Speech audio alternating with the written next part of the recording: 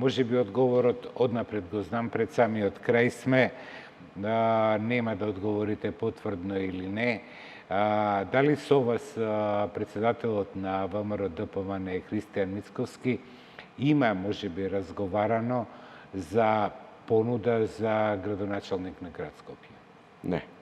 Се уште процесот е отворен и немаме разговарано со премиерот Мицковски на оваа тема. Чекаме да заврши процесот на анкетирање и да ни го соопшти името на потенцијалниот кандидат. Во јавноста и во политичките кругови во партијата се споменувате како еден од најсериозните кандидати за иден прв човек во град Скопје.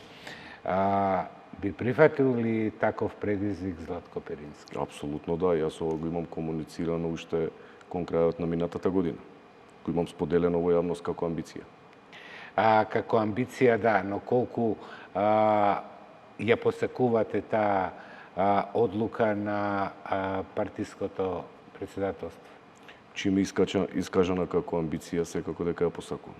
Но да почекаме, да оставиме на времето да го продефилира оној кандидат кој што ќе биде победник на престојните локални избори. Кога тоа би можело, бидејќи во другите развиени демократии, дека ние не сме развиена, името може би се знае веднаш по завршувањето на претходните избори и таа личност работи со сите сили за да се покаже како параградоначалник, ајде условно така да кажеме, што би направил кога би било ние 5 до 12 го вадиме кандидатот за прв човек на престолнината или за било која друга функција.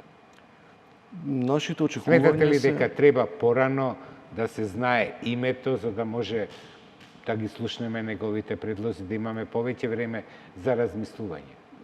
Знаете како, мислам дека граѓаните ќе имаат доволно време за размислување, затоа што очекувањата се да некаде до средината на јули веќе бидат познати најголем дел од потенцијалните кандидати за, тоест од кандидатите за градоначалници на престојните локални избори, вклучувајќи го и името за градот Скопје.